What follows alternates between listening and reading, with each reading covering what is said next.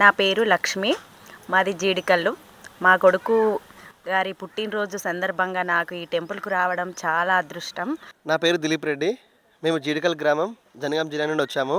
ఇక్కడికి టెంపుల్కి రాగానే మనం ఎక్కలేని విధంగా జ్యోతిర్లింగాలు చూసాము. ఇప్పుడు జ్యోతిర్లింగాలు డిఫరెంట్ ప్లేస్లో ఉంటాయి, మనం చూడలేము. ఇప్పుడు మనం ఎంట్రీ కాగానే ఇక్కడ అయ్యవారు మనకు బొట్టు పెడుతున్నారు. ఎక్కలేని విధంగా మనకి ఎంట్రీలో బొట్టు పెడుతున్నారు. ఇది చాలా అంటే చాలా మంచిగా అనిపించింది. వినాయకుని దర్శనం కూడా చాలా అంటే చాలా బాగా జరిగింది. ఇప్పుడు మనం ఇక్కడ మనకు టెంకాయలు అనేది ఎక్కడ తీసుకుంటలేము.